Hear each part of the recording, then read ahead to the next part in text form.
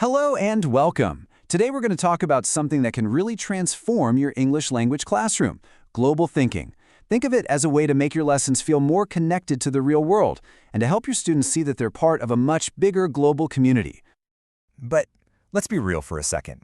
Whenever you hear about adding something new, like global citizenship or critical thinking, you have to ask, right? Is this just going to be more work on top of everything else I have to do? Or is it actually essential? It's a question a lot of teachers are wrestling with. Because, look at this. This is your reality every single day. You're juggling vocabulary, grammar, speaking, reading, writing, listening, and, oh yeah, exam prep. When your plate is this full, the idea of adding even one more thing can feel totally overwhelming. And that's completely understandable.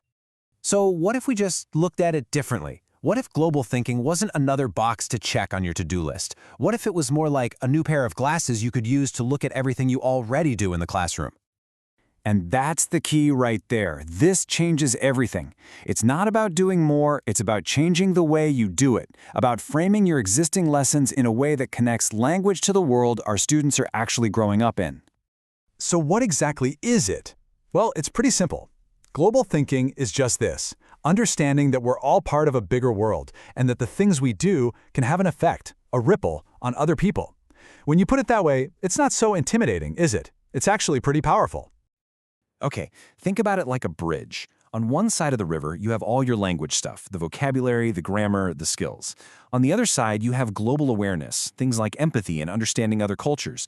Well, global thinking is the bridge that connects them. It gives meaning to the language, and it finally gives a good answer to that age-old student question. Why do we have to learn this?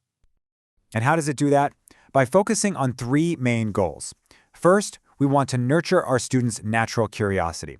Second, we want to help them build real empathy for others. And third, we want to encourage a sense of responsibility. These are the foundations we're building everything on.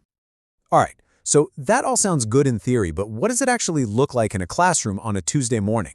Let's open up the teacher's toolkit and look at some simple, practical strategies you can literally start using tomorrow. You know, the absolute engine for all learning is curiosity. It's just true. When our students are genuinely curious, when they want to know something, it creates this little gap in their knowledge.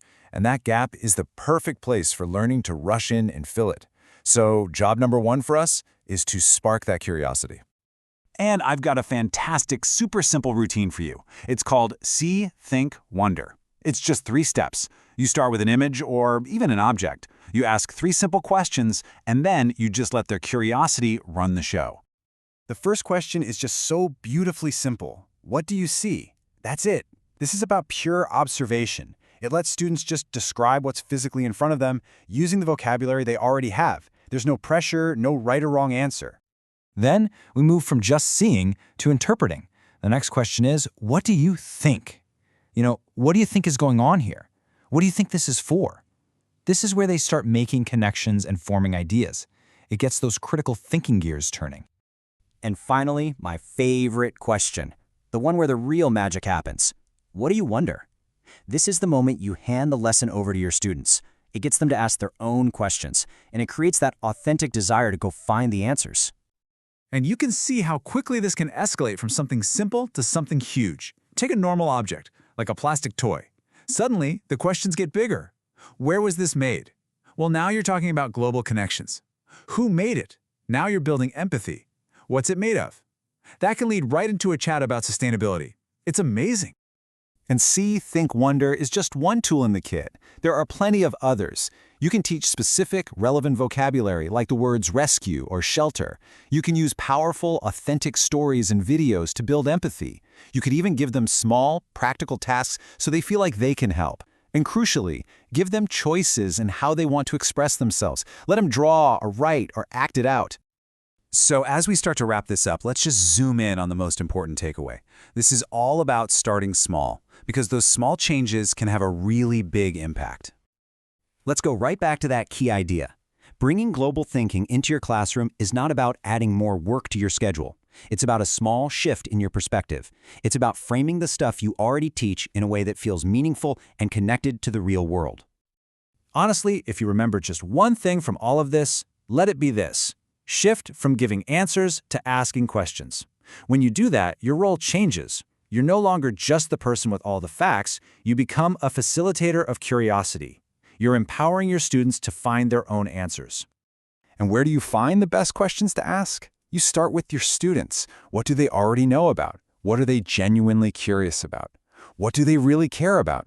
When you tap into their world, that's when the learning really sticks. And this is why it's so important. This isn't just about teaching better English lessons. It's about shaping our learners into people who are thoughtful, who are active, who are engaged participants in the world. We're helping them build the skills they need to thrive. So I'll leave you with this, a little piece of homework. Thinking about your students and your next class, what is the one question, just one, that you'll ask them tomorrow to get them curious and to help them see their connection to the wider world?